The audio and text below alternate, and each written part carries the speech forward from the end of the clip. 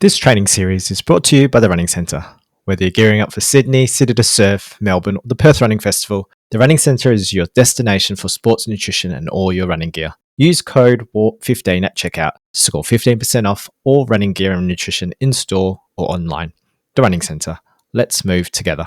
This training series is brought to you by Bix Nutrition and the newly established Reach PB Sports, supporting the likes of Stuart McSwain, Matt Ramsden, Rose Davies, and trail superstar Philemon Kiriago. Bix products deliver the perfect balance of carbs, electrolytes, and micronutrients with a light, clean, natural taste, ideal for endurance training, racing, and recovery.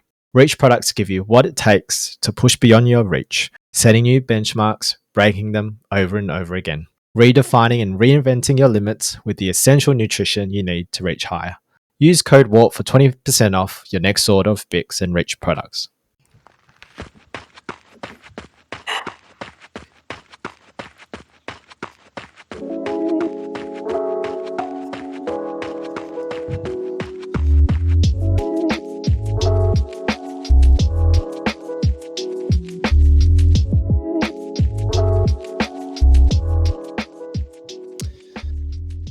Hi everyone, and welcome to episode 2 of our Perth Running Festival training series entitled Road to Kwinana Freeway.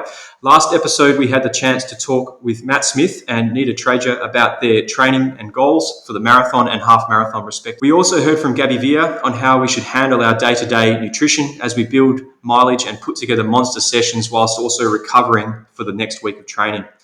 Today we will meet 2 more athletes who are now 4 weeks out from race day and likely to have a couple of big weeks ahead of their taper.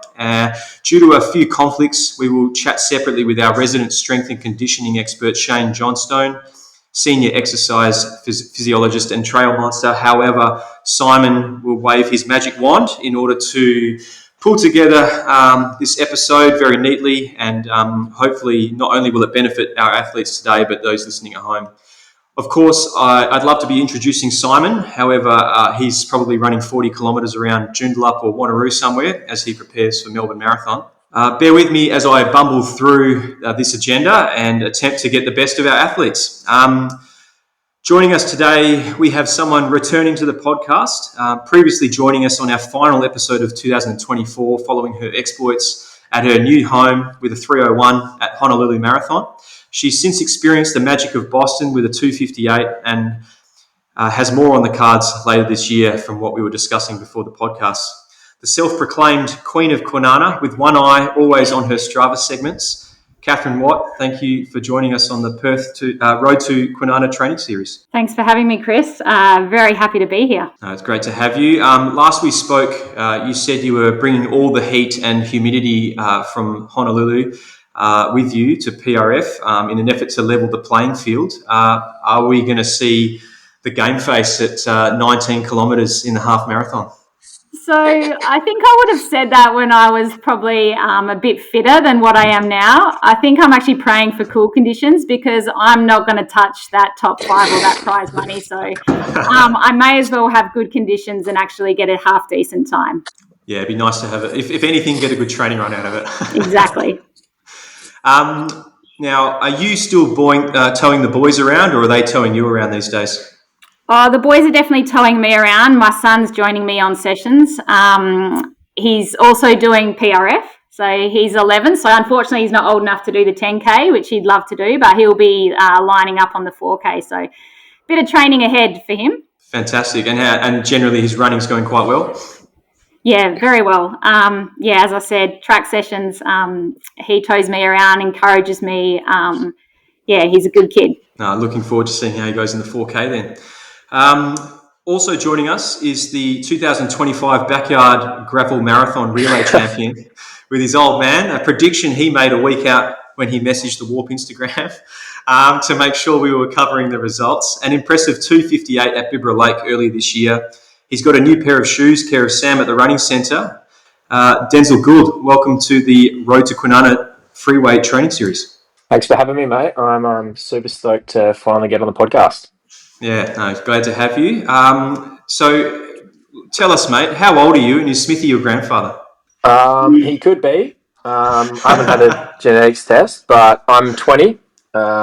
So yeah, turning 21 later in the year. Absolute baby. No, it's good. It's good. You're almost 20 years younger than me, so Yeah, sorry about that. That's no need to apologise. Look, you had a pretty feisty encounter with the toilets at Bunbury Three Waters this year, I think. As someone who has experienced this myself, tell us what the toilet took from you. Well, it wasn't this year actually. It was the year before. It was 2024. It's those toilets in that sort of Bay Area, and I can tell you, I won't go into too much detail, but I wasn't the first one in there. That's for sure. I'll probably just leave it at that. You might have gone through there after me, mate. Yeah, well, I can tell you there was a fair few people going through there, I bet. Jeez. Okay, well, I hope I didn't leave too much behind. Good stuff, guys. Out of curiosity there, Denzel, what time did you run on that day, mate? I think it was like a 3:37, roughly. Yeah, wow. Okay. Yeah. Through to a 2:58 at Bibra Lake, so it's pretty smooth progression in the space of 12 months. Well done. Thanks, bro. Look, 4 weeks to go, guys. It looks like you've both actually been building really nicely over the last couple of months. I'm sure you have some big things in store the next couple of weeks. Denzel, we'll start with you, mate. Of all the athletes in this series, you're probably the one that, like Simon and I, know least about. Would you mind telling us about yourself, your background with sport, and how you got into running? Yeah, so I'm originally a Geraldton local, born and bred, grew up there. I moved down to Perth end of 2020, or started 2023 for uni. So I moved down to a college in Perth. I was playing for East Freo at the time as well, a part of their development, but ended up sort of giving that away just because I didn't have a car in Perth and uni was sort of my focus. And then sort of at the back end of 2023, I wasn't playing any sport. I was playing footy, just country footy, but sort of wanted to keep fit. So I started running, signed up for PRF in 2023 on a bit of a whim. As you know, the running sort of was taken by storm at that time, so I sort of joined in. Ended up running a 3:53 roughly, and it's probably the best race I've ever run, to be honest. So I cruised through it. As soon as I finished, I was like, all right, I got to be able to run faster than that. And then since then, I've really been hooked. So this will be my third PRF in a row, which I'm pretty keen for this year. Yeah, awesome. I mean, the last couple of years you would have battled through some pretty warm days. Hopefully this year's looking a little cooler. Yeah, hopefully. I haven't seen the best of the weather yet at PRF, so hopefully this cold front sticks around for another month or two. Yeah, fingers crossed. So as I said at the top of the episode, you ran 2:58 at Bibra Lake, and I think you ran beside Sota Mohara, who was pacing that day, probably. Yeah. I guess you signing up for the marathon as your first real road race isn't necessarily the typical pathway. What's drawn you to the marathon over the 10K and the 5? Honestly, mate, I'm just not quick over those distances. So the longer, the better for me. I don't think I have a fast twitch fibre in my body. So I'm trying to slowly work down. But that's probably why I enjoyed playing footy, because it was just a lot of aerobic running back and forth. I was a winger for most of my footy career. So just running up and down the wing all day. You didn't technically have to sprint a lot. So I guess I have a pretty strong base from that. So yeah, running the further the better, really. For me. Yeah, nice. And how was that experience at Bibra Lake then, mate? I mean, if 3:53 at PRF was your best race, how did 2:58 feel? It's really strange looking back, thinking that, your first one you're averaging, 5:30s, and then you're averaging 4:15s, 4:13s, or whatever it was. I think I just sort of look back and try and reflect on it. But it all feels the same, because it's just the difficulty still feels the same, if that makes sense. I don't know how to explain that, but yeah. No, absolutely. I think I was saying to Kat before the record, like, doesn't matter what time you're running, a marathon's still hard. Like, it's yeah, exactly. It never gets easy. It's all relative. It's all relative. Yeah. Absolutely. So, Kat, I think you had a question for Denzel before the podcast about his mileage, maybe, and how he managed 2:58. Yeah, so I was having a bit of a chat to Chris before, and one of the questions I wanted to know was, I mean, I know you're only 20, so it maybe is you probably don't need to do the mileage that some of us older people need to do, but how do you run a sub 3 off such low mileage? That is extremely impressive. And from my perspective, I think you've got a massive future ahead of you, because you've obviously got a lot of time, and you've also got a lot of extra training that you could do to get you even quicker. Oh, thanks for those words, Kat. That's really quite motivating to hear that. I don't actually know, to be honest. I sort of don't have a coach, so I just sort of come up with things on my own. And this is my first 100 kilometer week in over a year, so I'm sort of slowly building up. So I'm not really sure how to do it. It might just be genetics and sort of my background from doing a lot of running in sport and that, but I'm not sure. It'll definitely be an avenue that I sort of start building on, I think. I think eventually I'm going to have to start running further to get better, but at the moment it's working, so I might just stick with it. Yeah, great. I mean, what does a typical week look like for you then, Denzel? I don't really have a typical week, to be honest. It sort of ebbs and flows a lot with uni and work and all that sort of stuff. It's a bit all over the show. Most of the time my workouts I come up with in my warm-up. Like, I don't actually know what I'm doing until I, run my 3K warm-up or whatever. So it's really hard to actually figure out what I'm doing, because come Monday, like tomorrow, I don't know what I'm doing next week. So, but it's usually the typical, VO2 max, LT workout, and then a long run during the week. I think the only thing probably different to what I do is my sort of easy sessions are a lot lighter. I might only do 7 or 8Ks on an easy day compared to some people maybe doing like 12 or 13. So yeah, right. Yeah, cool. So you're really putting all the eggs in those in the intensity of those sessions rather than the aggregate of mileage overall. Yeah, absolutely. Yeah.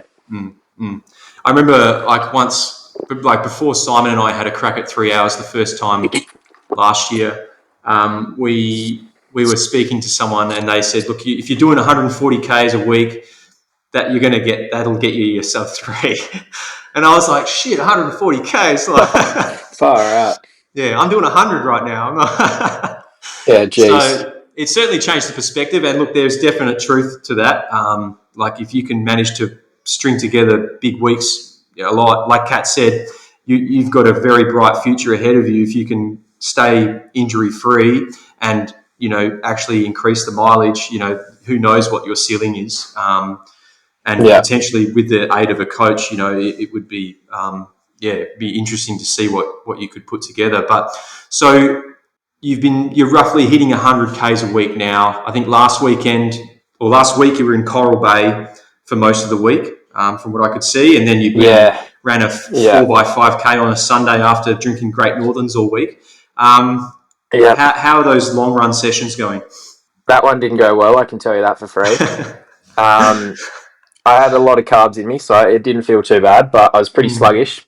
I've sort of had a bit of an interrupted last few weeks, sort of with work and uni, and that is my main priority. So if I have stuff on, then obviously running just gets shoved into wherever I can find it. So a few of my long runs have had to be cut short. Sort of looking back, a few of my long runs have been like 28, 30K, where I would have probably liked them a few more Ks, like 30 to 32. So today was good. I ended up doing about 35. So slowly building up. So I'll probably do two more decent long runs and then start the taper. So yeah, that's when the fun begins. That's it. Taper time's the best time, mate. Yeah. So I think this week also you were out at the running centre. You've picked up a new pair of shoes from Sam there. Yep. So you're going to be running with a pair of Metaspeed Edges, if I'm not mistaken. Yep, that's it. Metaspeed Edges, yeah, mate. They were great there in the running centre. Did my sort of videoed my feet, gave me a heaps of pairs of shoes to try on. The staff in there were really helpful. I think I chatted to Sam. He was really great. So if you need a pair of shoes, that's the place to go. Yeah, for sure. Sam's an absolute legend in Perth circles. And so what have you run with in the past then? I mean, have the Metaspeed Edges stood out to you as something have you used them before, or is it something you wanted to try for a long time? It was always something I've wanted to try. You sort of see a lot of the elites podium with them. Not that I'm going to be winning PRF or anything, but yeah, I've been running in the Endorphin Pros and the Endorphin Elites. I ran in the Endorphin Elites at Bibra Lake. They sort of gave my feet a few issues though. I don't know if you've seen them or not. They don't have much of a support in the heel, and I have had Achilles issues in the past. So just something with a bit more support in the heel sort of stood out to me, and they also they look pretty damn nice too. Yeah, it's always good to look good. That's for sure. Look That's good, it. feel good, That's run good. That's half the problem, mate. Yeah. That's the way. Awesome. So, been training kind of intermittently, with amongst other things. I think you had maybe fielded a sub 250 goal with me when we kind of first signed you up for this training series. Is that still the plan, mate, or have you readjusted based on what's been going on the last couple of weeks? I think it's still in my sights. It's probably going to be dependent on the weather, though. If the weather's good, I think I'm just going to go balls to the walls and see what I can do. Sort of my goal this year was to get sub 3, so whatever I can knock off is just a bonus. If the weather's not so good, if it's like it has been the past few years, I might try and play it safe. And I feel like right now I'm at about 252, 253. So if the weather's not great, I might aim for something around there. Yeah, nice. And do you typically try to run your marathons even, or are you conservative, or are you quite aggressive from the beginning? Well, the last few, I mean, Bibra Lake was probably the best one for me. I pretty much ran an even split the whole way, so I'd love to try and replicate that. The last few before that, I've sort of blown up pretty badly, so probably gone out a little bit too hot. So I definitely learned from that, and that's something that I'll try and do in Perth as well. Is probably just even split, see how I feel halfway or 30k, and then just sort of go from there. Yeah, fantastic, mate. Well, good stuff. Well, yeah, it's great to learn a bit about you, mate, and looking forward to how the training goes the next couple of weeks. Appreciate you sharing. Yeah, cheers, mate. Kat, over to you. Last we spoke, since we last spoke, you have run Boston Marathon, which has been kind of a lifetime dream of yours, and I understand it lived up to every bit of expectation. You were also part of the release for the Puma Farsar Nitro Elite 3, so you kind of had there's this big social media campaign at the time, and they had kind of engaged with kind of, I guess, everyday runners to try and give them a pair of those shoes and kind of set them up like a full race kit, I understand. Like how was that process and how was the race experience? Yeah, both of those were absolutely lived up to all of my expectations. Ever since I started running marathons, I wanted to run Boston. The build-up was really good. I got myself into really good condition, and as you mentioned, I was lucky enough to jump on to the Puma Project 3. So this is where they basically throw all this free stuff at you, Puma new shoes, heaps of training gear, and they throw some cash bonuses at you. So if you break your PB by 3 minutes, you get $3,000. If you're the fastest person in Project 3, you get $3,000. Of course, I was none of those, but the incentives were good. We got access to some of the Puma Elite athletes. So it was all really exciting. In my build to Boston, unfortunately, in hindsight, I probably overdid the hills a little bit, and I ended up flaring up my ITB. So the last kind of few weeks were not much running, a bit of cross training. Anyway, I get to Boston. I did everything that I could to run a sub 3. So I went out. Unfortunately, the first mile of Boston is directly downhill, and I took off and I think, oh my God, my knee is killing me. So mentally it was a really tough race because aerobically I was really fit, but my body was, in a lot of pain. Managed to get through, I think, halfway in about 128 and found myself feeling pretty strong on the hills. I was actually better on the uphills than I was on the downhills, to be honest, because that was less painful on my ITB. And managed to scrape under that 3-hour mark for a 2:58. Unfortunately, I'd really done some damage to that ITB, so it was probably a couple of months before I got back into any serious training after that. Yeah, I think I saw you on crutches in the days following, and you're on tour with your mum? Yeah, I was. So the next day I woke up and I honestly thought I'd broken my leg. I could not bear weight. I just told my mum I'm going to have to get some crutches because we've got a trip to New York to go to and I'm not missing out on that. So I was on crutches for about a week. I think I may have done my first little jog maybe 5 to 6 weeks after, but it still wasn't quite right. So it did take the full 2 months to heal. And since then I've been able to slowly build back up again. No, that's good. So, yeah, I guess cross-training, things like that, they've kind of aided you in that return to running from there? It did. I jumped in the gym a lot. To be honest, I lost a little bit of motivation just because I knew I didn't have a major race coming up, so I kind of just let myself get a little bit unfit. I'm regretting that now, I can tell you that much, because the build back is just so much longer. But just before the build, actually, I'll tell you a funny story because I'm sure you'll get a laugh out of this. I was trying to get myself motivated and Chris had asked me to come on this podcast and I thought, oh, okay, well, what's going to motivate me? The thing that motivates me is new shoes, right? So I thought I'm going to buy a bunch of new pairs of shoes. I haven't bought new shoes in a while. So if anyone's been to Hawaii, you know that the cost of living here is outrageous. So I was trying to look for anywhere I could get some, Alpha Flies for a little bit cheaper than your usual $300 and whatever dollars they are. I found a site anyway, ordered my Alpha Flies, and they arrived. And I thought, you know what, I really just need a bit of a pep me up. So I'm going to throw these Alpha Flies on just for a Tuesday session, kind of a VO2 session. I did a Sunday long run and my legs were really tired. Anyway, I put on these Alpha Flies and I thought, they feel quite heavy, like heavier than what I remember. But I didn't have my old Alpha Flies with me. I'd passed them on. They were gone. So I thought, oh, no, I'm just tired. I'm just really tired. Went and did my session. The worst session I have ever done. My calves were so tight. I got home, I ripped off my Alpha Flies, and then I started going into the internet and going, hang on a second, there's something not right with these Alpha Flies. And, yeah, you can imagine what comes next. I went and watched a few YouTube clips. How do you know if you've bought a fake pair of shoes? And I must admit, they do such a good job. I could not tell, besides the fact that they were a lot heavier. But if you look closely, some of the little stitching is a little bit different. Obviously, they don't use the Zoom X foam, so that's what made it so heavy. I don't know what they had underneath there. There was rocks. My calves were so sore. And then I sent some photos to some friends of mine, listeners of the show as well, Kerry and Charlotte, and I'm like, you would not believe what happened. And I'm sending them the photos of my Alpha Flies. And even Charlotte said to me, Kat, I think you just had a bad run. Are you really sure that they're fake? And I'm like, they're fake. And then I sent them the YouTube clip.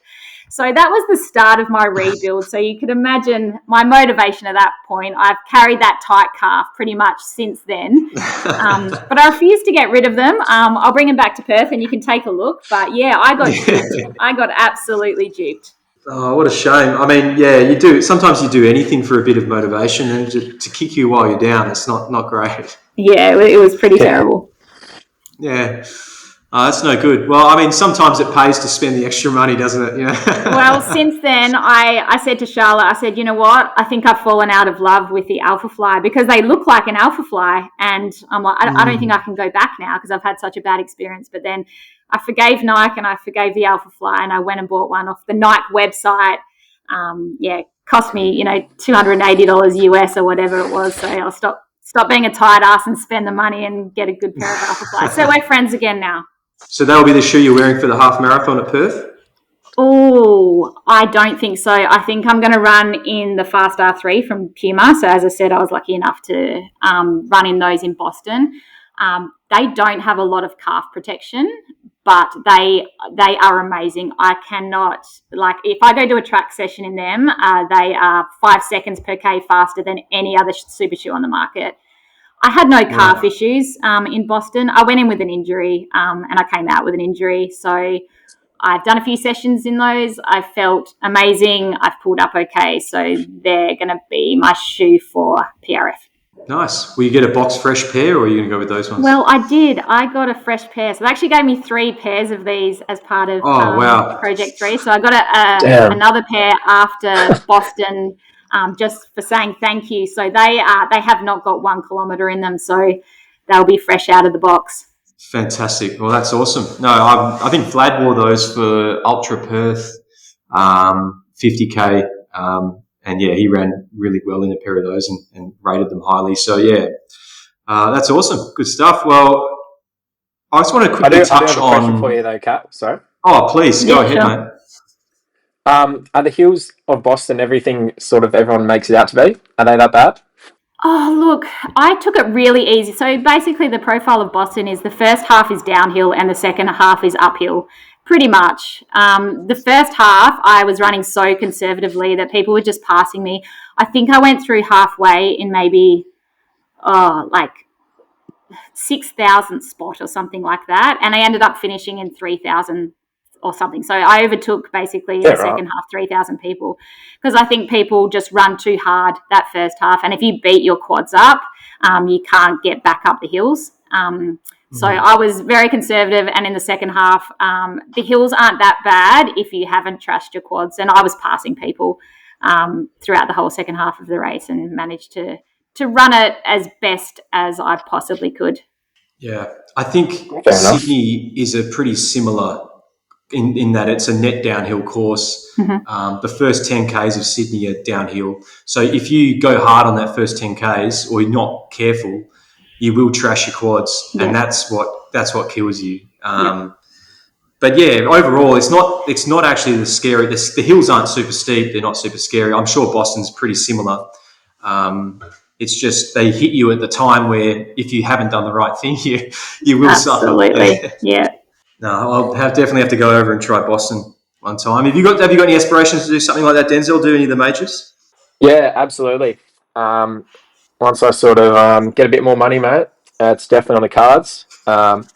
Me and Dad have definitely chatted about it as well. We'd love to get the opportunity to go over and do it together one day. He's getting close to his age group qualifications, so he's doing PRF as well this year. Hopefully he can get close to that. But if we got the chance, I think we'd do it together. It'd be pretty cool. Yeah, that'd be a magical experience for sure. Kat, so yeah, I wanted to touch on your experience at Perth Running Festival and in particular the win at 2019 edition. You ran a 2:57. I think that was your third attempt at a sub-3 marathon, and it came just 3 weeks after you tried to sub-3 at Sydney. You've since run a PB of 2:49, I think, in Melbourne Correct. in 2022. Any tips you can give Denzel as he chases his dreams for that 2:49? Oh, it took a while. So a 2:57, then went to maybe a 2:52, 53, and I kind of hung around that kind of area for a little while. I think the 2:49 was maybe my fifth time under 3 hours. So, it is quite a big jump to go from 2:58 down to a 2:49. And I have run Bibra Lake, and I've also run Perth, and Bibra Lake, hands down, is a faster course, just because you're protected from the elements at Bibra Lake. It's dead flat and it's never going to be hot at that time of the year. So as much as I think you're very capable, just keep those things in mind. The weather can definitely get pretty hot at PRF, and the course, it's a little bit more undulating, a little bit trickier, exposed to the elements a little bit more. But eventually I have no doubt that you will throw my 2:49 in the bin and probably turn it into a 2:29. So, we can remember that conversation then. Yeah, for sure. Yeah. So, that 2019 PRF then, Kat, obviously winning the race is phenomenal, let alone running that sub-3. You probably weren't expecting maybe to win that year, but how was that experience of that race? Finally getting the sub-3, but then also actually winning some prize money, presumably. Yeah, well, unfortunately, the prize money back then doesn't quite equal what the prize money is now, but there were no East Africans running in 2019 at PRF, so I was pretty lucky. Look, I hadn't even entered PRF that year. My goal race was actually Sydney, so I travelled over to Sydney.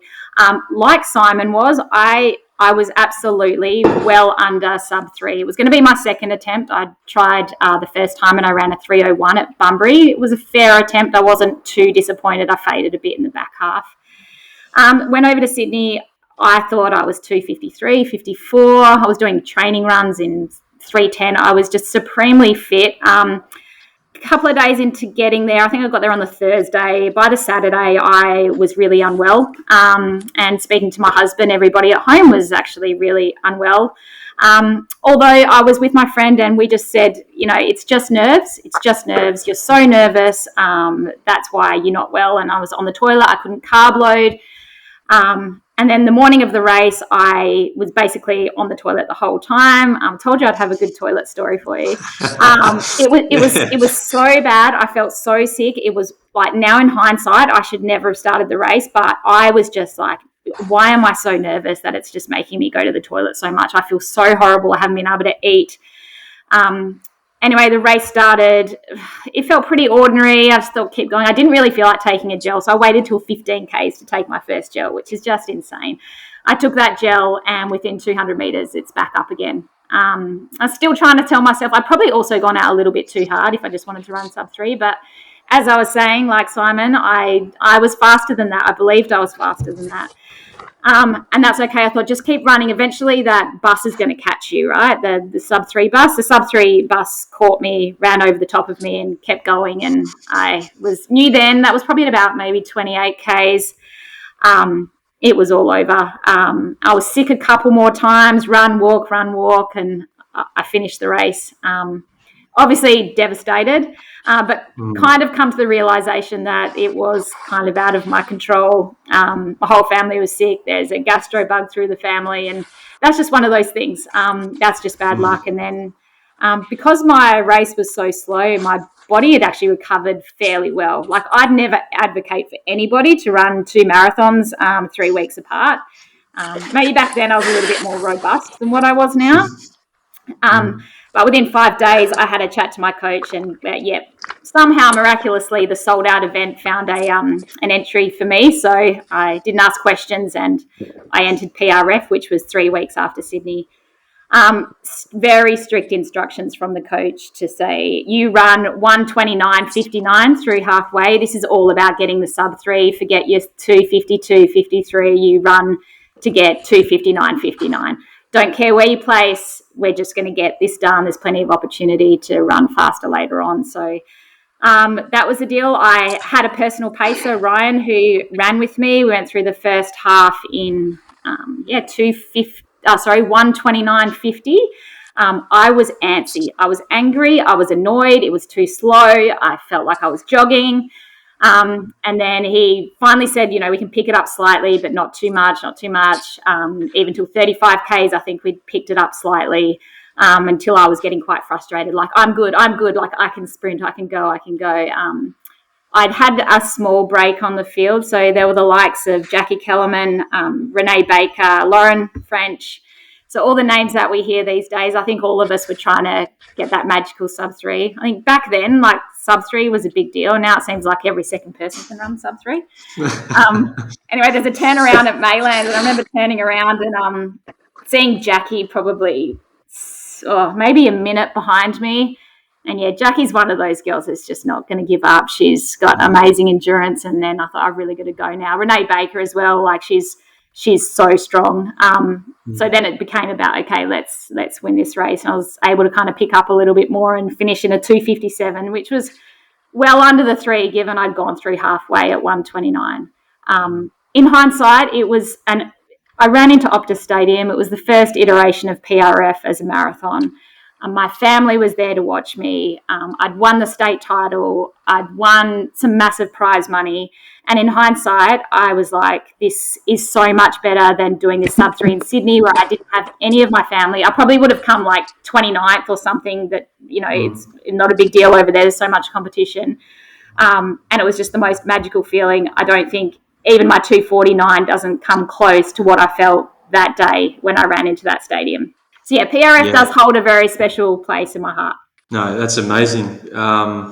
Being able to see your competitors and keeping on top of that and knowing what their caliber's like, obviously drove you to keep pushing yourself, even if you might have been hurting, at 35, 36K or whatever. How long was Ryan there with you as a personal pacer? He was there the whole way from the start to What a the legend. finish. Yeah, so no, I was very grateful. Talking to me, keeping me accountable, not letting me go, I think was the biggest thing. Like, because I wanted to go at halfway, I'm like, I want to kick home. I can run a 125 in this back half. Like, and if I had tried, it could have gone wrong. And he just said, no, just get the sub 3, just get the sub 3. Because if I hadn't have got the sub 3 on that third attempt after what had happened in Sydney, I think that would have crushed me for a really long time. And I don't know when it would have been before I tried again. Yeah, no, totally. I mean, still, like a 3-minute negative split is nothing to sniff at, right? Even if you're way fitter than that, still being able to turn your legs over 3 minutes quicker than that second half is. Yeah, and it feels so good, right? Like, I finished feeling that was my fastest run and the easiest marathon I've ever run. Like, isn't that awesome? Like, we don't usually get that. They're usually the hardest, but it just depends on how you run it. No, exactly.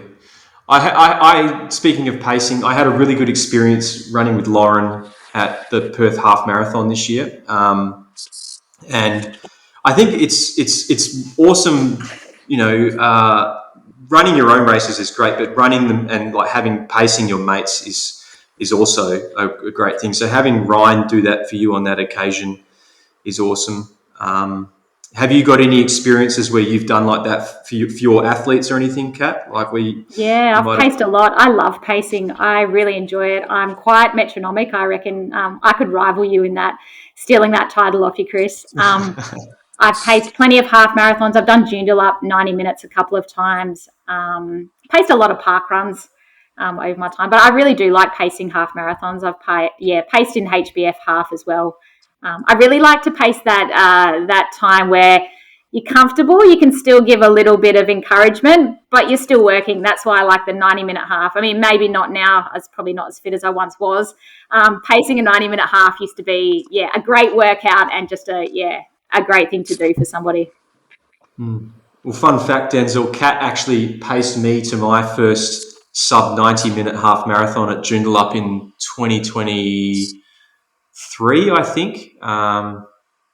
So I remember you and Tony were pacing that year. And, Correct, and I hadn't tried to run sub 90 before that, but I had definitely tried to run around 132 and blown up to like a 136 a few times. But that particular year, I was stuck behind the pack, and I ended up catching you guys at about 17K, and that constant encouragement. I was like, holy shit, this feels good. This is how a race should feel, it's good to have people who are experienced and enjoy pacing help you out. So you're coming back. You're in Honolulu at the moment, but you're coming back to Perth to visit family, presumably. Yes. But obviously, an opportunity to race can't be missed. You're signed up for the half on the way through to your next marathon. Do you mind sharing what that next marathon would be?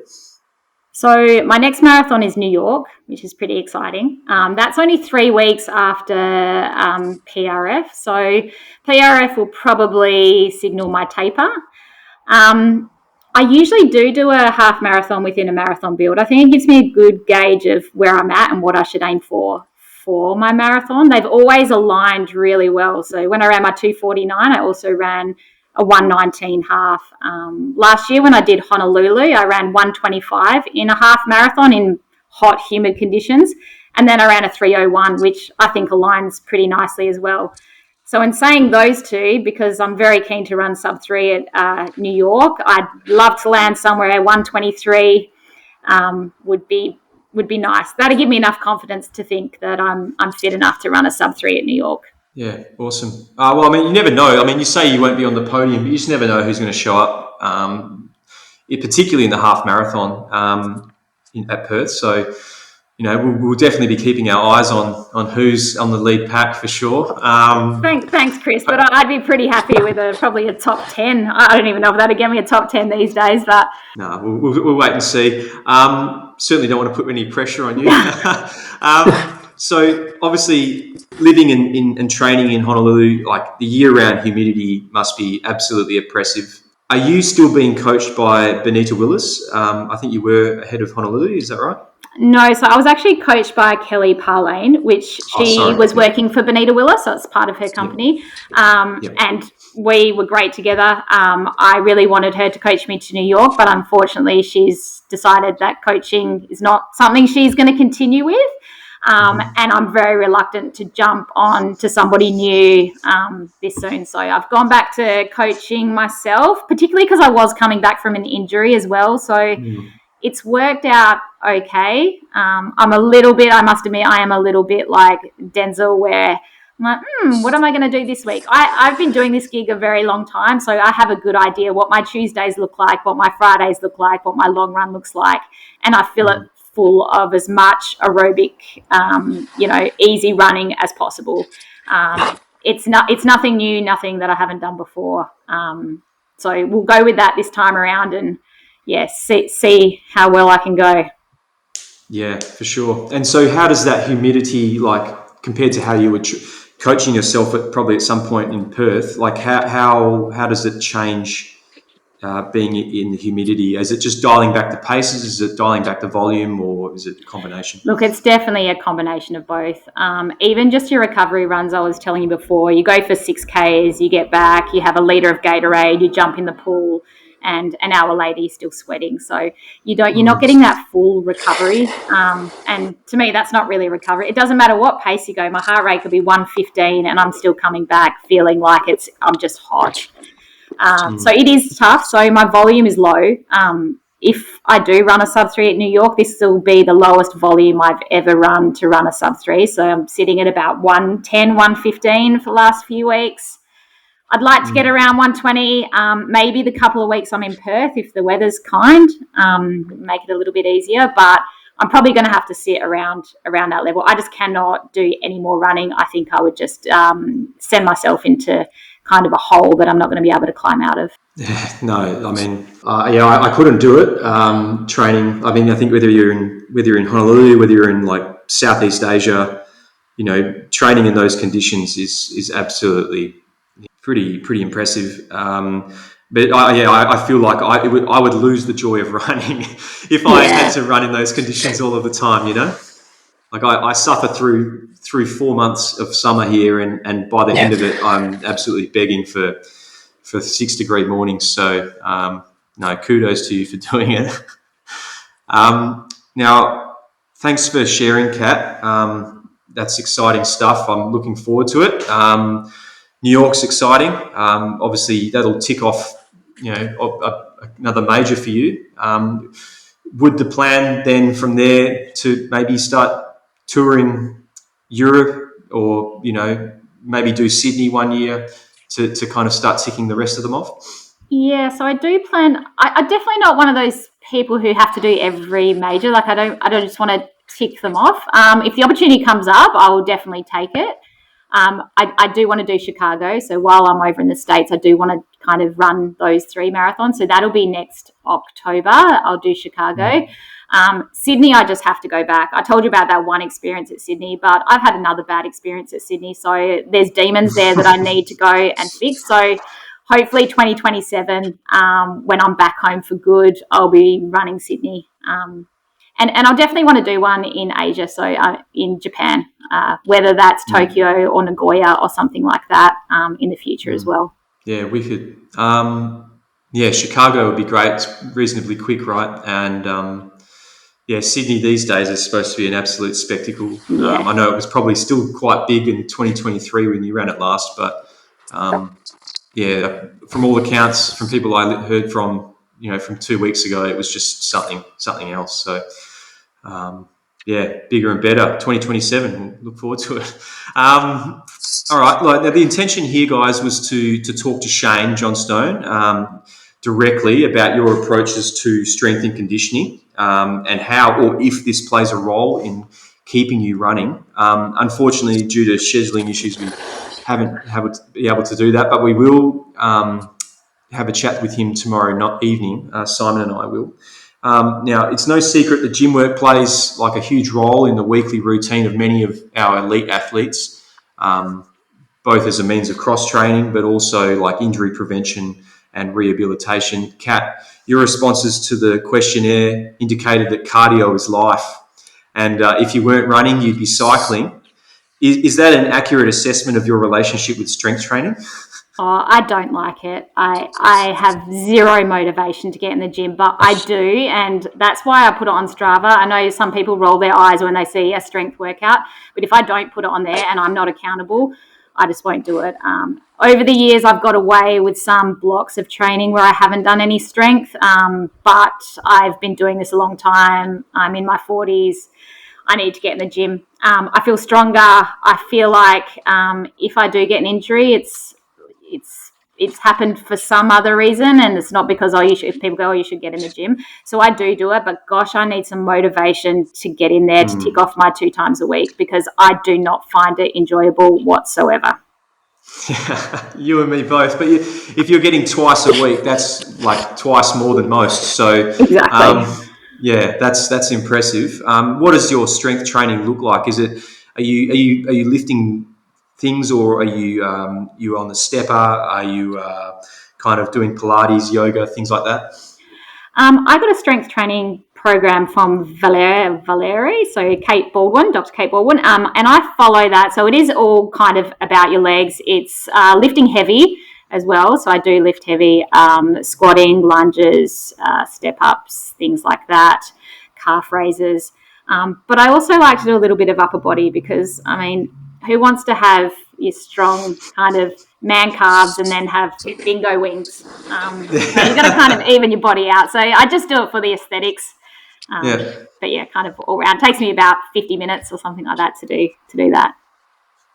No, that's good. That's impressive. How about you, Denzel? Like, back from the footy days, I assume you would have been in the gym, but does gym form a part of your week? I have a pretty big love-hate relationship with the whole gym training. It doesn't. If I do it regularly, it's all right, but as soon as I sort of miss 1 week, it sort of falls by the wayside pretty quick. I'm much like Kat. I'd much rather focus on upper body, because, like you said, I don't want to be looking like a bloody praying mantis out there. So, yeah, I probably do more upper body than lower body. But yeah, like in the past, I haven't really done any strength training. It's probably this block that I've sort of started maybe doing it once a week is probably I'm probably on average. So I guess it's a starting point, but it hasn't been something that's been really part of my training previously up until now. Yeah, well, maybe you won't see the benefits of that immediately, but maybe that will kind of carry through over the next couple of years. If you continue to keep I think it's just something that I really want to try and build on. For sure. Yeah. So here we are with Shane Johnstone, Senior Clinical Exercise Physiologist at Valetudo Fitness and Physio. He's the co-founder of Transcend Trails, and he's the fastest male in the Bib Track FKT in the supported category. Typically, we'd be talking to you, Shane, about all your running endeavours, but on this occasion, we're seeking some wisdom on all things strength and conditioning as our athletes prepare for their marathon and half marathons at the Perth Running Festival in 4 weeks. Shane Johnstone, thanks for joining us on the podcast. Thanks for having me once again. Yeah, it makes a nice change to be talking about something different other than just pure running. Yeah, absolutely. No, it's good to have you here in almost a professional sense. Straight off the bat, mate, as someone who doesn't warm up or do any strength and conditioning, what is Simon missing out on? So much. Yeah. Just imagine what he could be. Just imagine. Maybe. Blue to marathon runner. Yeah. Look, I think these sports do take up a lot of time, and trying to fit everything in can be difficult. You know, families, social life, work life. So you do have to pick your, I guess, what you can. What is most importantly, it has to be sustainable. Like, there's no point doing gym for a week or 2 weeks and then not for another 2 weeks. So if you can't work out a way to get that in on a frequent basis, and there's almost no point actually sort of doing it. But what I would really try to motivate people to do is to find a way to fit it in. So if that meant some running being sacrificed, then I definitely think that is of value, because you become potentially a more powerful runner, a more durable runner, and that means that you're going to stay potentially in training blocks for longer without having little setbacks, and you might be able to do training block after training block and be able to absorb that better. We were literally just talking about how Simon's been feeling a bit flat and burnt out, so maybe that is a result of a lot of catabolic activity going on in his body from repetitive marathon blocks, and not having the opposite of that, what we call anabolic activity, which is encouraging the muscle to replenish and repair. So, yeah. I feel like I'm going to dig myself a hole over the next half an hour with you, Shane. So mobility exercises, perhaps to set the scene. Chris and I tend to do a workout together on a Thursday morning at Gallop Munga, and Chris probably spends a good 5-10 minutes doing, dynamic stretches, mobility exercises. He's basically just prancing around the car park for 10 minutes, and I just watch. And I don't do anything. And I just wait until he gets done with his whatever he's doing before we start our warm up together. Maybe if you could help me, but also the listeners, I guess paint the picture as to what that does in terms of setting the body up for a workout session that morning. Yeah, I was listening to another podcast this week, actually, and they were talking about the elite runners talking about doing 100K races. So, like, the mindset of doing a warm-up before a 100K race would be quite foreign. Like people would be like, why? I'm going to run 100Ks. Like, that's crazy. But this particular race they were talking about was CCC over in Europe, which has a really fast start, highly competitive. Like often the starts of these races are tarmac, so like they actually are moving quite quick, and there's an adrenaline rush. And a guy was comparing his race the year before to the year that he had this year, and he said, I actually forced myself to do a warm-up this year, and it was like 10 minutes, like what Chris is doing. And he said, by God, like, I couldn't believe, like, after 3Ks the year prior, he was hurting and thinking, what is going on here? My body's hating me.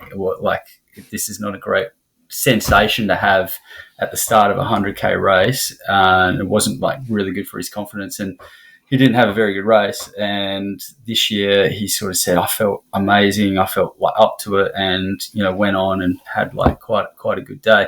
So obviously it wasn't just the warm up that probably led to him having a good day, but you can really, a lot of these things, like having a good day out, is about swinging all the numbers in your favor. So if you can do something like get blood flow going, blood flow is going to help the muscle be, I guess, in a layman's term, like lubricated, ready for action, and you'll be able to sort of get into it. Like, you would also notice on sometimes when you do intervals, it's often the first interval that feels horrible. Maybe the second is still a bit stale, and then often it's like the third and fourth effort that you're actually pushing out your best times, which if you ask someone who wasn't a runner, like, which one would be the best time that someone produced, they'd probably say the first one. But yeah, you take a while to get going, and like, I also think it's a great opportunity to turn on some of these key stabilizers that have such a strong correlation to reducing symptoms that we might see in certain injuries. There's literally conditions that we call like runner's knee, and we often see if people do a bit of pre-activation, like some glute work, could literally be putting a knee on a fence post and the other leg being on the ground and doing some hip tilts, what we call glute med wall press, and you get some really good activation and hit the ground running. Yeah, I mean, it's kind of makes sense to me. I'm sold. I think those warm ups that Simon sees me do in the car park also come after about 30 minutes of rolling on the ground at home. So it's not just what Simon sees; it's the kind of body warming up out of bed at 4 o'clock or 4:45 in the morning. But I think something we don't do very well, Simon and I together, is actually that first rep. So like maybe doing some strides or something like that beforehand to try and actually prime our bodies for that first repetition, because often, like you say, that first one absolutely sucks, and it makes you wonder how the rest of the workout's going to go. Yeah, and if we look at all the things that make people feel good from like a treatment perspective with injuries, a lot of it's quite centered around blood flow. So like people love massages, like the way that they feel afterwards, and someone has literally warmed up that muscle and increased the blood flow to that area. We see dry needling, like it increases blood flow to that area and helps with the release. Like so, they're like activation it makes a lot of sense to be doing this prior, just to reduce your risk, but like we do this for enjoyment, and your enjoyment levels are going to increase if you feel like a bit better on that first few steps. I guess like in terms of then cooling down, I guess what are the benefits of post session? You do your session, you do your cool down, you have a jog, but are there any benefits to then stretching again post session before you sit down in a chair for 8 hours at the office all day? Yeah, or I guess a little bit on the cool down as well. Like a lot of people would often finish like a hard threshold and then just finish and then be at a coffee shop, and that's that. Like in an ideal world, you are dropping down to sort of like a less than 60% sort of effort and helping move some of those waste products out of the system so they can be sort of metabolized or replenished and repaired. Yeah, and you don't have to do this for crazy long. Like even if you did it for say just like 5 minutes, but you'll probably feel a little bit better for it for the future days and help that recovery process move along a bit quicker. And then as far as stretching goes, and like a lot of people ask this question about warm-ups, like do I do static or dynamic style stretching? We've seen a massive shift away from static stretches before running, because basically, one, we're not sure there is enough blood flow there to all of a sudden start, putting it under a lot of pressure, and it doesn't really help improve blood flow, which is what we sort of optimally wanting to do. And in saying that though, like if I have someone who is quite tight in a particular area, like you can do your dynamics, but once you've done a couple sets of those, then go into a specific static stretch for that location to sort of, reduce some tension, make you feel a bit better. That can help. And then on the flip side, at the end of your run, I think it's not something I do a hell of a lot of, like take the time at the end of a run to sit down and do static stretches. I have terrible mobility, so maybe that's a lot to do with it. And it's actually something I'm trying to work on a little bit at the moment. But I do look up to, like, it's probably more anecdotal. There's not really great science behind stretching preventing injuries. But I have seen like a few guys that have done the test of time and been able to stay at quite a high level of running or like cycling or something like that. And they just do a lot of these little things, like they're doing the little 1%ers, like stretching at the end of sessions, looking after their mobility so that they can keep on pitching up. But as far as prioritizing, I would put strengthening far above stretching. If you had to pick one or the other, I'd rather see someone drop down and do a little bit of extra hip and core and groin work and stuff like that at the end of the session, if that was the only time they could fit that in, versus doing some just static stretching.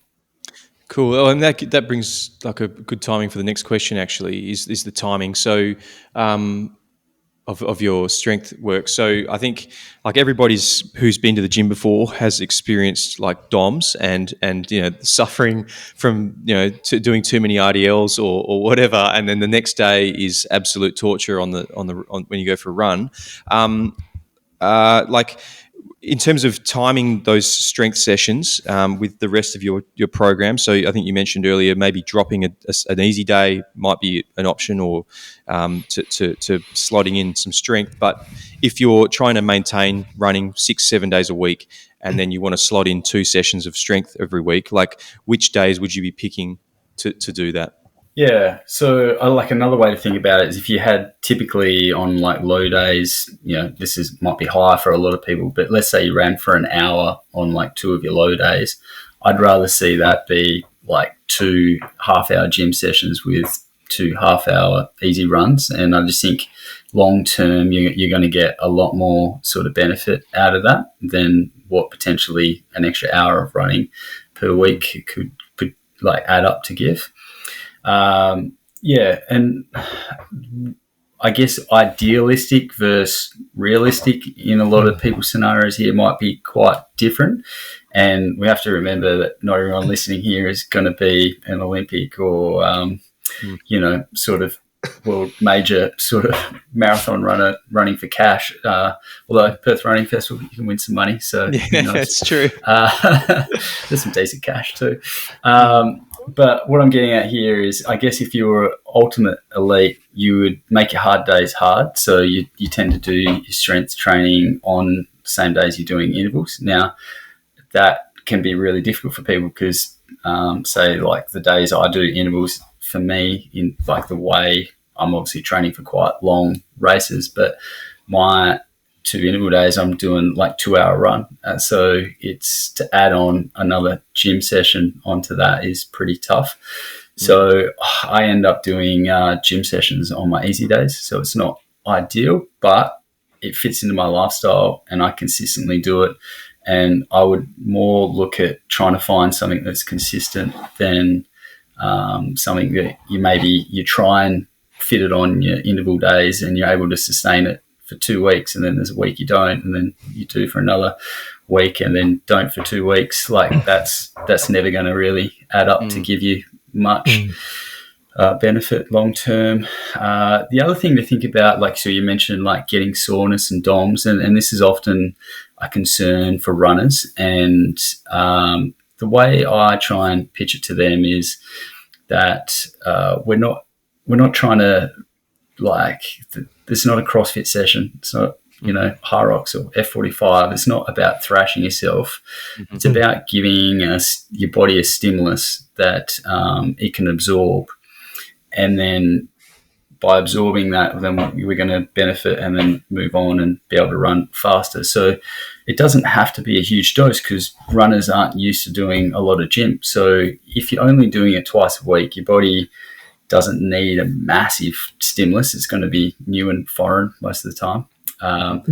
DOMS, that muscle soreness sensation, typically, even if you went quite hard, would only sort of last for about a 3-week period. So if you're doing quite a long build, 3 weeks can be quite a minimal phase. But we also only really need you to work at a moderate intensity. So if you're working at a moderate intensity, your chances of getting sore are heaps less.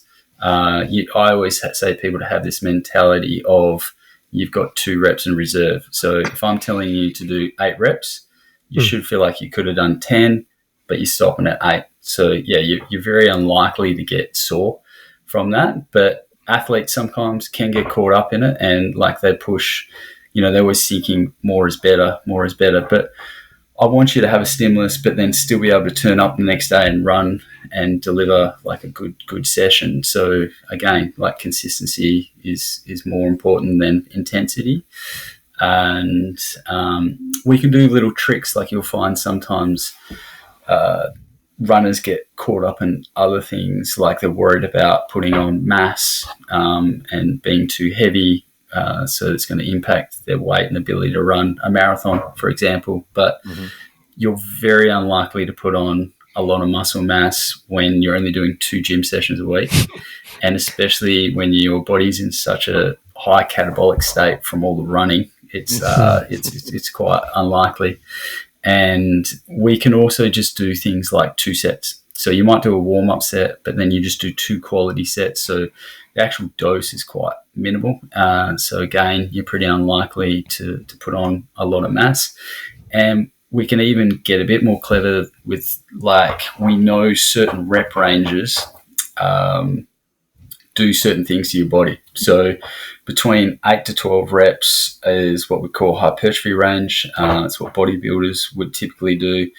So if you're doing around about 10 reps, you've got a higher chance of putting on mass because you're causing more tears in the muscle, and then it's got to basically repair and rebuild. Where when we do less, like say 4, 6 reps, 8's a bit of a fringe. So you are getting a really nice dose, something that's completely different to the running stimulus, and you're pretty unlikely to put on a lot of mass when you only do it 2 times. So, and your volume of exercises are going to be on the lower end because you can only fit so many exercises into a 40-minute program a couple of times a week as well. So, yeah, I think these things are all adding up to be, okay, I'm not actually that likely to be that fatigued from it, that sore from it. I'm probably not going to put on mass, but my body is getting a different thing. And what I mean by that is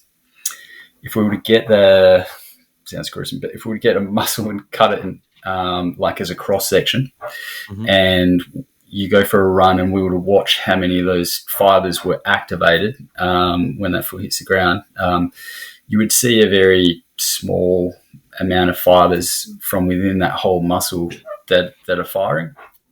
When you go to the gym and you start lifting a bit heavier, like the force required is higher than a lot of the time than when you're just doing an easy run, for example, you're engaging a lot more muscle fibers. So you're teaching your body that, hey, there's more potential within this muscle, and then hopefully we can start to deliver that to when you hit the foot on the ground, that you can engage more muscle fibers and run faster. So I guess you can get faster by higher turnover rate with your cadence, or you can get faster by having a bigger stride. And both of those things are the result of muscles either working faster or more powerful. I've never thought about it that way, Shane. That's actually like a really good argument for doing strength work. Yeah. Well, asking for a mate. So if one were to start doing strength and conditioning, and they've only got, I guess a half-hour window to slot something like that in, what are some of the basic routines that I guess we should be working on? Yeah, I think there's a lot of value in doing some single leg exercises, just because running, you're foot striking off one leg. So it's a great opportunity also to challenge hip and knee stability. So a classic one to try and master is a single leg squat from a chair. And if you can't go to chair level, you can always chuck a couple pillows on the chair and gradually work your way up. And you mainly want to focus on the down phase. And you just a great opportunity to sort of look at your knee and see how tracking's going and stuff like that as well. I love just a partially bent knee calf raise, like single leg. And the reason being is it engages your soleus just a little bit more. You still get a bit of gastro, but soleus gets an absolute thrashing with running. So I like to make sure that muscle group's well conditioned. So you've hit the 2 major muscle groups with these 2 exercises when it comes to what fires the most with running, quads and soleus. We talk about hip stability being really important. So you could just do a side plank, and you can add in like a clamshell, like with your hips, like opening up your hips, and then that way you're getting bang for buck. We're getting your obliques sort of working with your glutes, great for hip control. I think hamstrings are notoriously weak in runners, and I think this all gets really exposed at the back end of their race. They sort of have thrashed their fitness capacity until their hamstrings just simply don't want to slow down the leg swing through anymore. So lying on your back, lifting your hips up, and then just slowly inching your feet out as far as you can go and tolerate, and then slowly inching them back in. That can be a nice way to introduce some hamstring loading, and that way you've got 4 exercises. It's going to take you not very long. It's a great way to start. If you did 1 round, it would be a great warm-up before a run. If you did 2 to 3 rounds, it would be a great little mini strength routine, very specific to running, and you have no equipment needed. Yeah, I think that's kind of the biggest hurdle for some people is the equipment, right? So it's, if thinking about going to the gym, you've got to get a membership, or you've got to buy a rack, or you've got to buy dumbbells, or whatever it might be. So being able to do that in the comfort of your bedroom or your well, again, with runners, like if they haven't been doing gym, it's not going to take much to give them a stimulus, like for them to get a shock in their body and go through that process of absorbing that. So as you get more and more conditioned, you're going to be looking for more tools and devices to sort of make it easy. Yeah, for sure. Make it harder. Make it harder, yeah. Create the stimulus, yeah. Yeah. So for someone then who they've got experience in their strength and conditioning, like should they, like I think you mentioned before, the 4 to 6 reps as a means of building strength over building size. Should those lifts still be relatively heavy, or should they be on the lighter end? Like, if is it kind of, you said 2 reps in reserve, I think. So by the end of that second set, you basically could get to 2 more reps. Is that correct? Yeah, correct. Yeah, you should always feel like you could do 2 more reps, but like you could occasionally as well go beyond that. Obviously, you might pay a price of being fatigued, but it might be also a really nice way. Say if you're running New York Marathon and it's going to be a hillier course than you're used to, then that could be a good thing to try and focus a bit more on having some higher strength stimulus so you can handle better downhill like efforts and stuff like that. Yeah. Something else we haven't talked about is that strength training really helps with efficiency.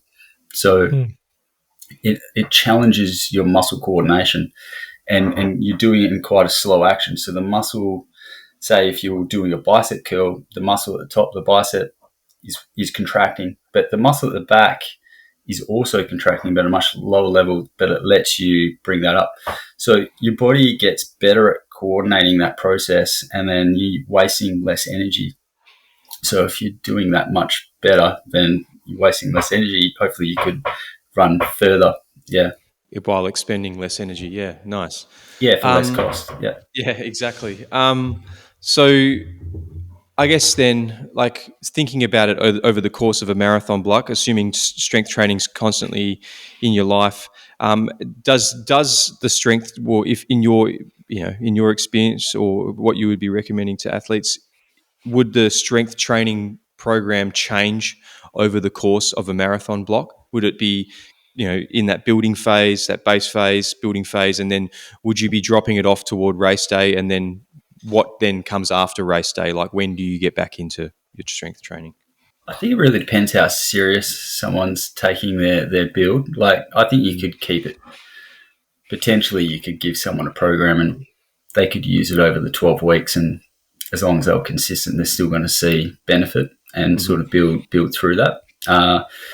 If you had someone that was looking to perform at a much higher level, or they had a much higher level of resistance training, then you could probably start to introduce like blocks, and you could probably cycle them on a 4-week sort of basis, and then like a bit of a tune up closer to. And then I'd still do strength work week of the race, but I would only sort of do like you'd only drop down to like 2 sets on like a Monday, and you could do some pre-activations like in the week, like a couple of days leading into the race. So I think, it really depends how serious you are and how much detail you want to go into. But there's other things you could play around with, like adding in more explosive sort of movements, so like plyometrics. But this is quite an advanced process, and like a lot of people will see something in a magazine or on Instagram and go, this plyometric resulted in 10% better this, and then all of a sudden they're jumping off boxes, and then next thing they're in seeing me because they've got a stress fracture or Achilles tendinopathy or something like that. So these things need to be done really progressively, and quite often I'll bleed a bit of every concept into a program, and then you can dial up that, like, each concept as you go along. So there might be like a key strength exercise, there might be something introducing a little bit of plyometrics, like some pogos, and then there might be key exercises targeting real weak spots that we often see in runners, or obviously we're doing tests on these runners and working out what their actual biomechanical challenges are or needs. Yeah, cool. So because we're in the pointy end of a lot of people's marathon builds, so it's probably niggle territory that we're sort of in at the moment. What's the most common, I guess, injury or issue that marathoners are coming to you guys for? And I guess from reverse engineering that, like what would be some of the things that you'd be recommending them? Yeah. Well, there's probably a handful that I could rattle off. Like, it wouldn't be uncommon for people to come in with Achilles tendinopathies because they've just spiked speed too quick, or they've started going up hills too much. So tendons are really interesting. Like, once upon a time, tendons, we used to rest them. We used to ice them. We used to use anti-inflammatories, and we used to stretch them. Now we do completely the opposite. So we try and avoid anti-inflammatories for like tendinopathies because we actually want healing and growth factors there. We don't want to ice and reduce blood flow. We actually want heat on them, get some blood flow to these things. We don't want to stretch and yank on the irritated attachments. We want to work them in their sort of happy ranges, and resting them, sure, they feel good until you go and use them again. We've actually worked out that adding load, they tend to actually respond really, really nicely as long as it's progressively. We're definitely trying to just make sure we're keeping some kind of load there. The right kind of load, right? Like, so running's the catabolic, a lot of breaking down tissue load, where we have to add some strength training in there, anabolic loading, try and get some good tissue response. The other things that we see, obviously, knee injuries are really common, like patellofemoral pain, runner's knee, or like ITV, sort of friction style stuff.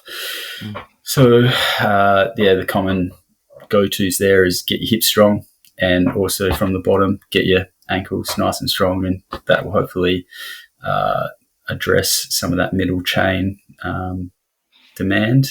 And we see probably a fair bit of high hamstring tendinopathies, or sort of down really low, actually more presenting at the front of the knee.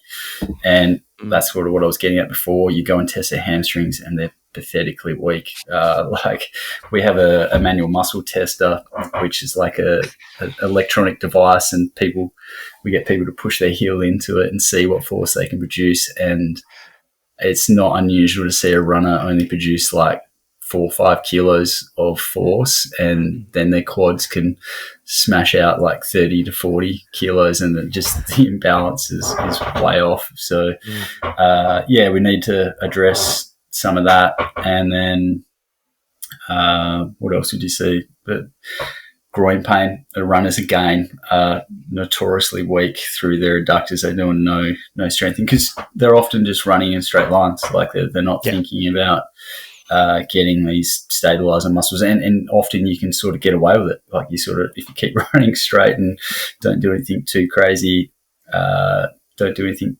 too dramatic, like increasing speed or volume too much, you might get away with it for ages.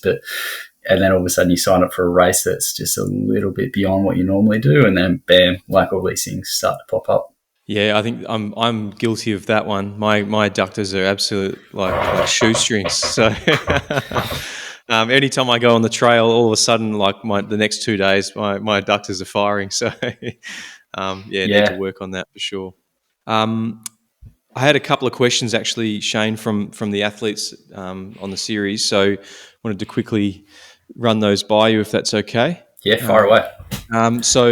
We had Kat Watt ask for a keen runner who's already quite adept with their strength training for their lower body. Is there any benefit to doing upper body training in the gym other than aesthetics? Yeah, this is something I've probably neglected a fair bit just because of the time factor. Like, I've prioritised the legs. It's the opposite to what a lot of male sort of gym goers will do. They'll have the chicken legs with the upper body, but I seem to be working on calves and quads.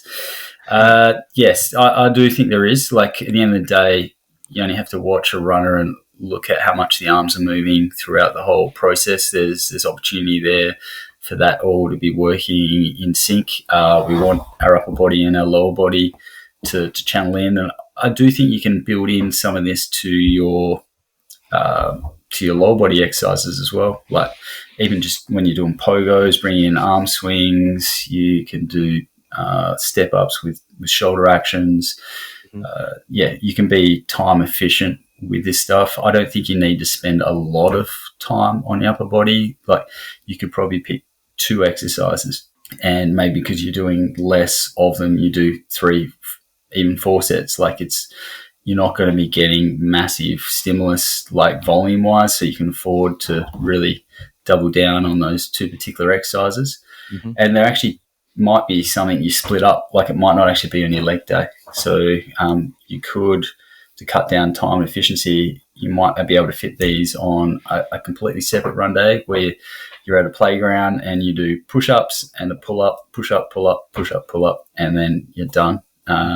So the other thing there is, like, if you are trying to be leaner, again, the more muscle mass you got, the more likely your metabolism is to be sitting higher, and metabolism sitting higher when you're just at work sitting at a desk, and there's less chance you're going to be putting on body fat and all that sort of stuff. So all these little things do add up. Kat is also a running coach, and what I think she finds or struggles with some of her athletes is actually convincing them to get into the gym. So they see, like, lifting weights, they might see the guys with the singlets looking at themselves in the mirror. It might be intimidating.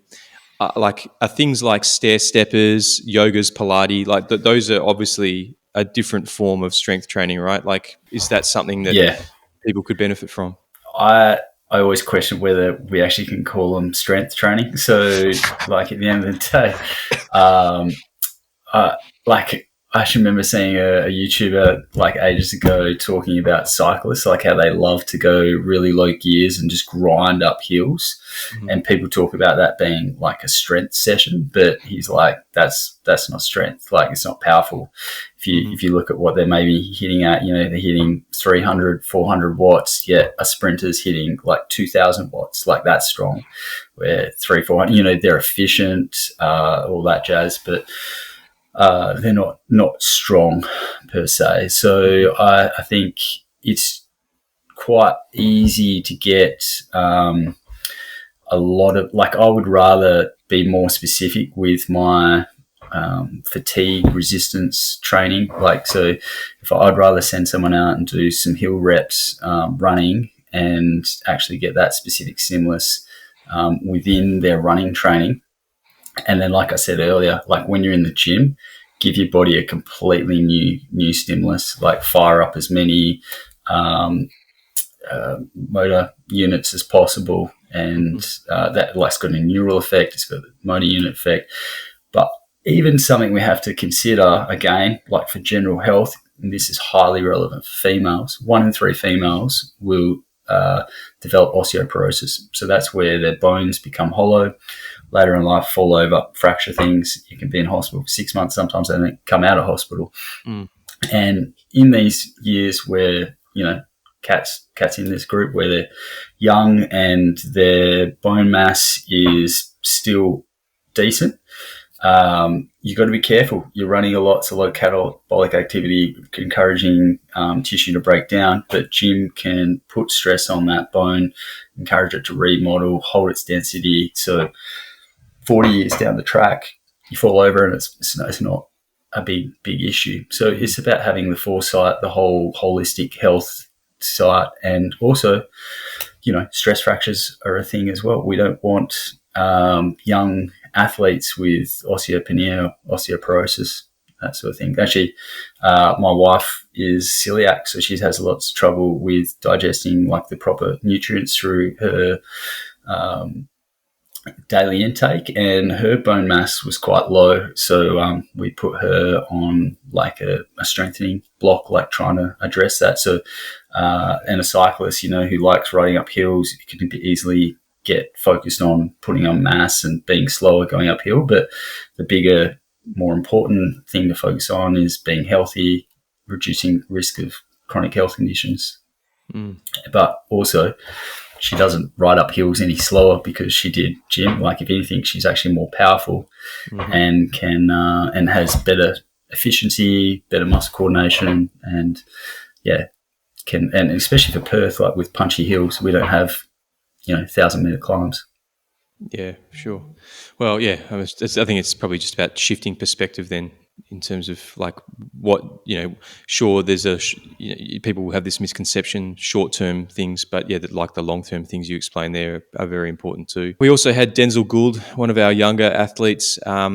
He's got a footy background, but he hates the gym. You may have already answered this question, but he asked whether or not training more frequently at a lower intensity has any benefit to training less frequently but at a higher intensity. Yeah, well, it's actually quite an interesting conversation because we had Ultra Trail Mont Blanc happen the other week, and the winner of it the winners were Ruth Croft from New Zealand and Tom Evans from UK, and they both had a coach, Steve Johnson, I think it was, and he comes from like a ski mountaineering sort of background, and he did like a protocol with them where they were doing uphill hikes. So they would have like a 10 kilo, Tom Evans had a 10 kilo weight vest, and he would hike up like say 1,000 meters, like then Chamonix vertical K, and then he would dump that vest and go down and do it again, or he would catch the gondola down, hike back up with the vest. So this is very much like muscular endurance training rather than like strength that I was talking about before. And the guy won. He won convincingly. He was hiking super strong. It's hard to tell because he's also doing strength workouts, and the guy can run like a 13:55K, so he's super fit as well. But this was a part of his training protocol, and it was also a part of Bruce, who's been highly successful as well. So there potentially is places for doing very specific training blocks. Now, if I was trying to get fit for Perth Marathon or New York Marathon, I can't really see anywhere in those races where that really applies. If you were doing Mount Blanc, you got 10,000 meters over 170 Ks, like it applies a bit more in that sense. Things like yoga, again, of course, doing something's better than nothing. You're going to improve your mobility. The long holds are going to hopefully improve some kind of stamina. If you spent that same time in the gym lifting something heavier, getting better firing rates, better responses on your bone, possibly building more lean mass, I think you would be better off. So my preference is to always channel people to what's going to give them best bang for buck. But people love particular things, and I say, okay, you might really love doing your Pilates class, or you might really love doing your yoga class. I'm like, that's cool, but all I'm asking for is twice a week for about 40 minutes. Can you just give me some strength? And then we build some consistency with that, target some real weak spots. And I promise you, in about 10 weeks, you'll be very glad that you've committed to that, and you'll be sort of feeling the benefits. I had a young guy in with some adductor pain a while ago who was doing some trail running, and just gave him it was a pretty basic program, in the sense of wasn't using any sort of major equipment, just started getting some movements quite different to what he'd typically done in the gym, but it was a lot more dialed towards runners and addressing the actual adductor issue. And he was very surprised within a couple of weeks, how much better he was functioning. And I swear in the last month I've passed him twice out in the trails with the biggest smile on his face, that he's stoked that, his volume's increasing. He's been able to get back in the intervals. He's feeling strong out there. So, and he's just loving the gym, and, really doubled down on that side. Interesting. There's so many ways to do it. Simon, you've probably got a few questions to ask yourself for whatever the next marathon build looks like. But Yeah, it's probably too late with 27 days to go to Melbourne, but yeah, definitely for the next one, that's for sure. Maybe our Thursday workout, I'll join you in some of the warm up routines that you're doing, Chris. Yeah, well, I'll make sure. I don't think it's too late to like jump in on something nice and subtle like that, like add in a warm up, do some pre-activations. I do think it's too late to start doing some deadlifts and stuff like that. You're going to be probably... Well, I always try and encourage people to have at least 20 gym sessions in before your next big thing, if it's going to be a new stimulus. So like that would be 10 weeks out that you've at least sort of started this. Just gives you a bit of time to settle in, get some benefits, and then taper that approach and freshen up before your actual event. Any less than that, it probably feels a bit crammed. But, you're not going to lose out from little things like mobility. In those situations, I would probably actually move towards higher rep, lighter weight sort of scenarios, because it is going to be more gentle on the body.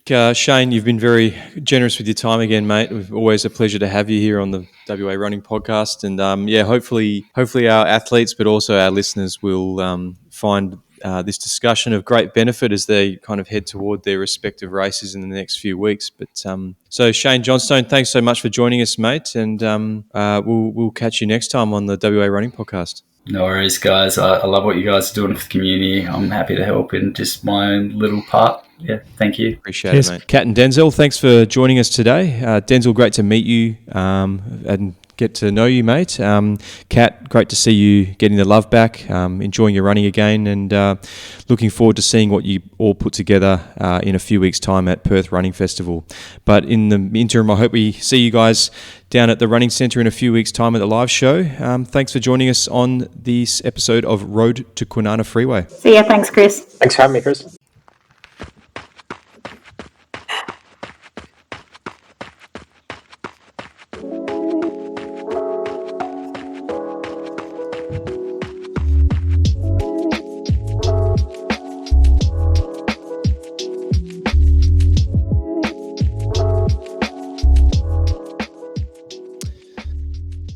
This training series is brought to you by the Running Centre. Whether you're gearing up for Sydney, City to Surf, Melbourne, or the Perth Running Festival, the Running Centre is your destination for sports nutrition and all your running gear. Use code WARP15 at checkout to score 15% off all running gear and nutrition in store or online. The Running Centre. Let's move together.